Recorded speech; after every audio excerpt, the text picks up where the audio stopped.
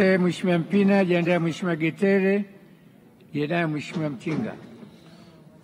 Mheshimiwa Naibu Spika, na mimi naungana na wenzangu waliopongeza sana serikali juu ya kukamilisha ulipaji wa fidia katika mradi mkubwa wa Mchuchuma na Liganga, na kwamba mazungumzo ya awali yamekwisha kufanyika na kuna makubaliano ambayo tayari kama mgawanyo wa hisa na muundo wa uwekezaji, lakini kiwango cha mtaji, lakini na muda wa uwekezaji. Sasa Mheshimiwa Naibu Spika, changamoto ya hapa tu ni moja, kwamba waziri ametuletea blank, amesema tu maneno, hajatueleza huo mgawanyo wa hisa utakuwaje, lakini viwango vya mtaji kinachotakiwa kitakuwaje, na muundo wa uwekezaji utakuwaje, na muda wa uwekezaji utakuwaje, kwa sababu kwa mujibu wa The Natural Waste and Resources Permanent Sovereignty Act number 5 of 2017 na Tate Act ya mwaka 2015 zinakataza majadiliano ya asili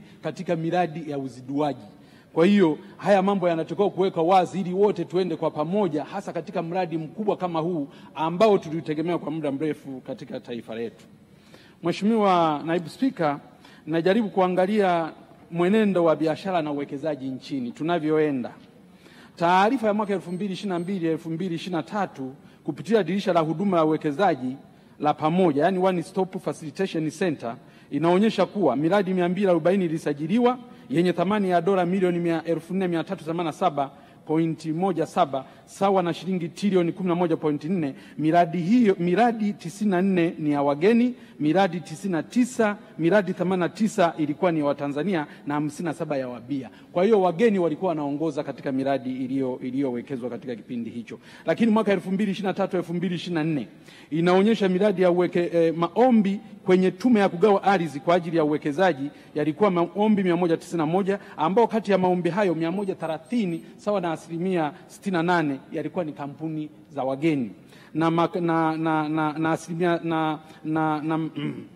maombi 61 sawa na asilimia 32 yalikuwa ni ya Watanzania. Kwa hiyo na hapo inaonyesha kwamba wageni wanaongoza katika kupewa ardhi ya uwekezaji, wanaongoza katika uwekezaji kuliko wazawa na Watanzania waliopo.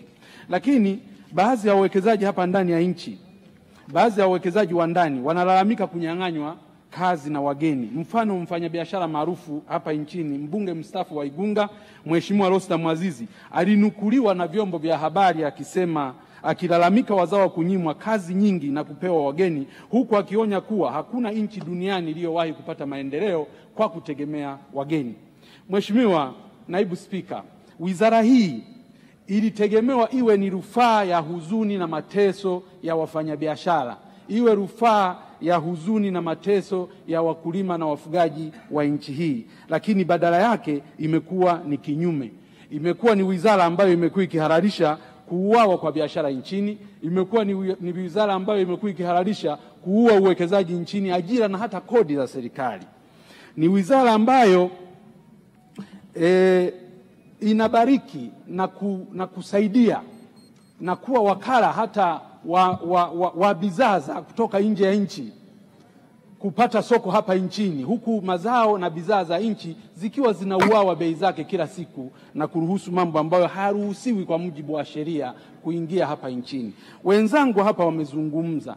Leo tunazungumzia swala la uingizaji wa bidhaa zisizokuwa na ubora, na kamati imezungumza swala la kuingizaji wa bidhaa zisizo na ubora.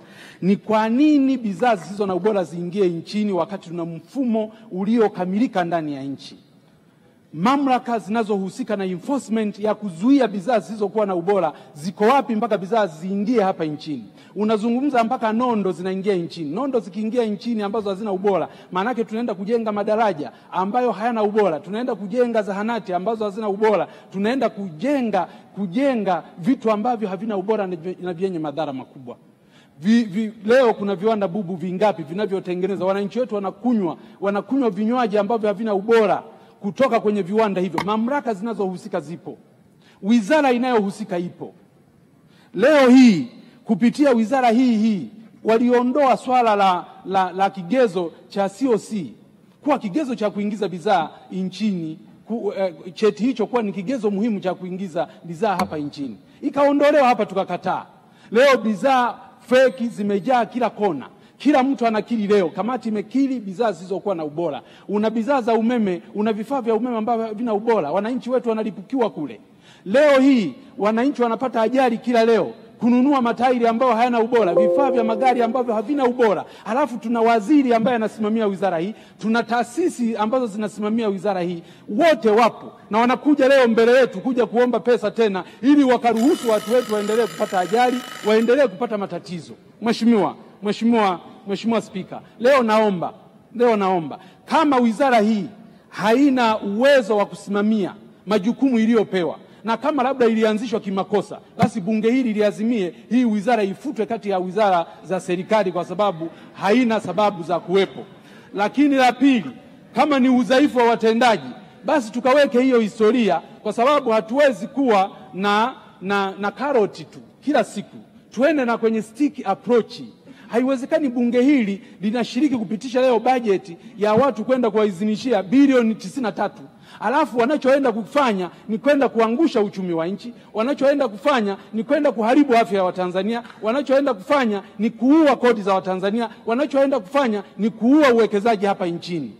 Sasa kama imeshashindikana, leo TBS wapo, FCC wapo, BRELA wapo, mifumo mingine yote ya udhibiti ipo. Mbona mambo mengine tukitaka kuyadhibiti tunaweza? Mheshimiwa, naongeza muda mpaka tutapomaliza.